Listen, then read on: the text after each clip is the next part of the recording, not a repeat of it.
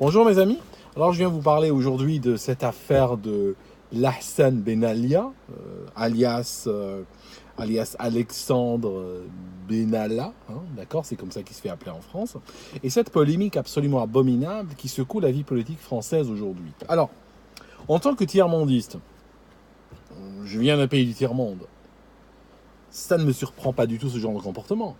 Nous avons l'habitude de les voir dans nos pays, des pays que nous fuyons. Mais c'est la première fois que je vois cela en France.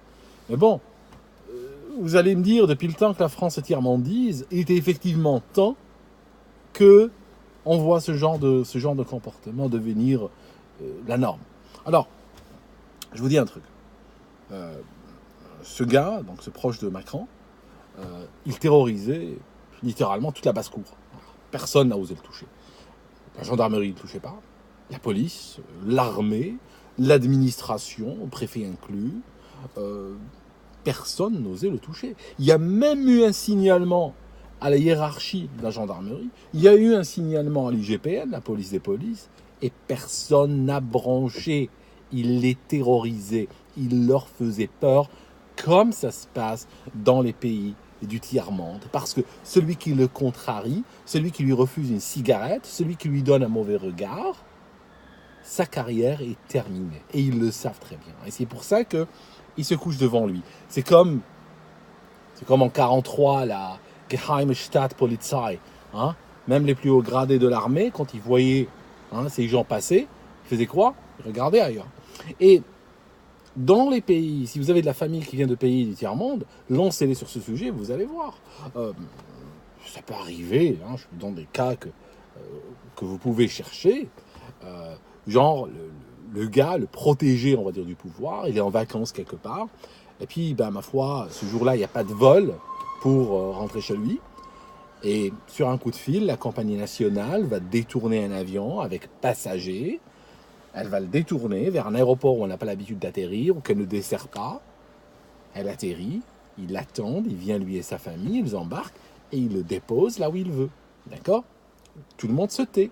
Le chef de la compagnie aérienne, les pilotes, tout le monde se tait parce que c'est quelqu'un qui est le protégé du pouvoir. Ça va dans les cas extrêmes, jusque par exemple en Irak, les deux fils de Saddam Hussein, Qusay, le petit dur, c'est ce que son nom veut dire, et Uday, le petit agressif, il avait deux enfants, il les a appelés petit agressif et petit dur. D'accord, diminutif d'agressif et diminutif de dur. Vous voyez une femme passer, d'accord? Si ils veulent cette femme, vous pouvez tout à fait la kidnapper, elle et la violer. Et s'il y a la police qui passe par là, elle peut peut-être même leur donner main forte ou le prêter main forte ou bien regarder ailleurs. Okay. Alors, ce gars, je vous disais, il a terrorisé tout le monde. Il avait même un accès à l'Assemblée nationale. Ça signifie que aujourd'hui, qui peut enquêter sur quelqu'un pareil? Il est plus puissant que Macron lui-même, en fait. Il est omnipotent, ce type, en France. Il y a, je ne sais pas, il faudra peut-être demander à des instances internationales de vous aider. Il faudra demander à l'ONU de venir vous aider avec 100 cas. Parce que le gars, je ne fais confiance à personne pour enquêter sur lui. Même Macron n'ose pas parler, il se mure dans son silence, alors que le mec il tweet sans arrêt d'habitude. Vous voyez ce que je veux dire? C'est complètement ahurissant ce qui est en train de se passer dans votre pays.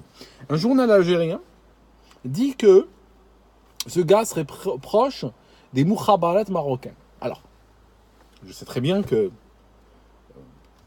un journal algérien, vu la tension qu'il y a entre le Maroc et l'Algérie, il y a beaucoup de sites algériens qui seraient prêts à sortir ce genre d'informations, même sur la foi d'indices extrêmement tenus, ou juste pour mêler le Maroc à l'affaire. Mais je peux vous dire un truc.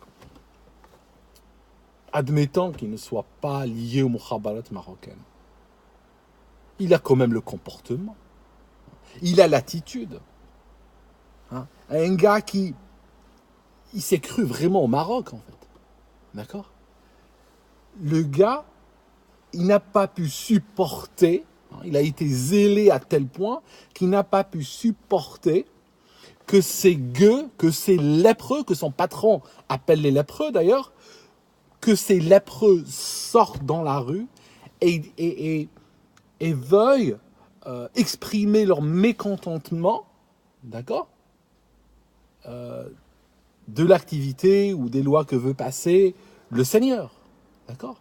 Et donc, il n'a pas pu s'empêcher de descendre dans la rue pour lui-même, à main nue, taper sur ce genre de lépreux. D'accord? Et ce qui est terrible, c'est que ce gars, il a été couvert par l'Élysée. Il n'a pas été arrêté parce que soudainement, en nos lieux, on a pensé qu'il avait outrepassé toutes les limites. Non, non. Le gars, s'il n'avait pas ce côté sadique, comme souvent les mukhabarat ont, et s'il n'a pas eu envie lui-même sortir de son luxe et venir taper sur du civil à main nue, il aurait sévi pendant tout le mandat de Macron. D'accord? Tout le monde serait couché contre lui. Et Dieu sait quel crime il aurait commis contre les gens parce qu'il était parti pour de gros trucs. Il était vraiment parti pour de gros trucs, le gars. Personne n'osait le toucher. Alors, voilà, c'est une sorte de Watergate, en fait. C'est une sorte de Watergate au niveau français. C'est jamais la République française n'est tombée aussi bas. Et ce n'est même pas le premier. D'ailleurs, moi, je m'attendais que ce genre de polémique, une polémique de cette taille-là, je m'attendais qu'elle se lance lorsque Macao, l'autre proche de Macron, a été photographié il y a 2 jours après un rendez-vous. Il était chez Macron, juste pour vous situer, il était chez Macron, il tweet une photo avec un selfie avec lui. 2 jours plus tard, il est en train de jouer à la console, d'accord, avec Jawad, le logeur des égorgeurs du Bataclan. Ok? Qu'est-ce que vous dites de celle-là? De la présidence au logeur des terroristes du Bataclan. Ok? Moi, je m'attendais à quelque chose d'aussi énorme à l'époque, mais bon, ça a été diffusé. Les gens ont dit, oui, c'est la fachosphère, ça fait le jeu des fachos et tout. Voilà, ça a été ignoré. Là, on a un type qui pouvait même... là, il y a récemment, la Coupe du Monde, c'est pas il y a 1000 ans, c'est il y a 2 semaines, 10 jours. Le gars, il était à l'avant du bus de l'équipe de France. Il est passé à travers le cordon de sécurité. Alors, vous imaginez le niveau de sécurité. Ça signifie qu'il y avait des gendarmes de très, très, très haut niveau. Ça n'a pas été assuré par des petits flics, la sécurité de l'équipe de France. Parce que c'est un événement mondial. Toutes les caméras du monde étaient braquées dessus. On est dans un pays où il y a eu régulièrement des attentats terroristes. Donc, un cordon de sécurité pratiquement comme pour un chef d'État étranger, surtout d'un pays un petit peu délicat, quoi. Le gars, sans aucune forme de légitimité, il était dans le quart, à l'avant, dans le quart de l'équipe de France. Voilà. Il est passé à travers le cordon et il a fait taire tous les gendarmes de plus haut niveau qui étaient là. Ils n'ont eu aucun autre recours que de le signaler à leur hiérarchie, qui probablement, n'est-ce pas, hiérarchie, n'a pas envie de trop faire de foin, parce que, bon, voilà, tu fâches un des sbires à Macron, et puis tu te fais muter, je sais pas, ou en province, où ta carrière s'arrête, ou on te vire, ou autre. Voilà. Vous savez, ça arrive dans les pays du tiers-monde. Je veux dire, tu peux pas contrarier ce genre de personnes. Ce genre de personnes, personne ne leur résiste, en réalité. Ils sont en train de circuler dans la rue, tiens, ce terrain-là, tu vois, ce terrain en bord de mer, c'est vrai ce que je vous raconte, authentique. Ce terrain en bord de mer, j'ai envie de le prendre, il est à moi, d'accord? J'ai la fantaisie de me l'approprier, sauf qu'il appartient à l'État. Voilà, tu vas chez le préfet, tu demandes de te donner un titre de propriété pour ce terrain-là. Le préfet dit non, le lendemain, le préfet est en train de faire ses bagages, et il y a un autre qui arrive, et la première chose qu'il fait, il te le signe, d'accord? C'est ça, je peux vous dire, on a laissé ce pays se gangréner par de vraies crapules, de vraies racailles, de niveau littéralement mukhabarat.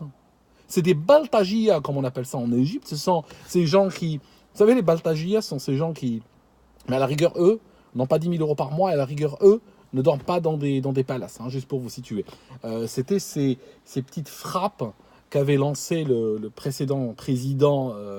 ce président éternel d'Égypte, ce pharaon, comme on l'appelle, Moubarak. Moubarak, quand la rue était contre lui, il a lancé des baltagias. Et c'était des gens avec des bâtons, ils sortaient, ils frappaient le peuple au hasard, ils abattaient des gens au hasard et tout, ils avaient tous les droits. Et puis voilà. Et ce gars a joué au baltagia. Mais c'est assez dingue que je sois obligé aujourd'hui de chercher des mots en arabe, parce que je ne trouve pas le vocabulaire en français, pour décrire ces saloperies qui sont en train d'arriver dans votre pays, quoi. Mais bon, voilà, quoi. Qu'est-ce que vous voulez? Vous avez voté pour cette petite frappe qui aime. Il a un penchant, je sais pas. Il a un penchant pour les racailles. Il aime bien les racailles. Je sais pas. Moi, je suis pas dans son intimité. Je ne peux pas vous en dire plus. Mais il a un vrai penchant pour les racailles. Il y en a plein aujourd'hui. L'Élysée est pourri de racailles. Et tout le monde se tait. D'accord? Donc, voilà, quoi. Je peux vous dire, j'aurais été général en France aujourd'hui. J'ai pas envie de dire des conneries, mais j'aurais été général en France. Je peux vous dire, le mec, il passe la nuit en prison ce soir. Je vous assure, j'aurais fait un putain de coup d'état à l'africaine, puisqu'on est en Afrique aujourd'hui. Alors bon, on arrête et on se la joue à l'africaine. Je mets ta race dans une tôle, dans une cellule, et puis j'arrive devant la télé et je dis je suis là pour sauver la révolution, quoi. Et ramener la révolution dans le chemin glorieux de la volonté populaire, et classique. Et après le pays pourri, encore pire qu'avant. Enfin, je vous laisse mes amis, d'accord? Je vous laisse un truc ahurissant en tout cas. Je suis ahuri. Voilà, je suis ahuri.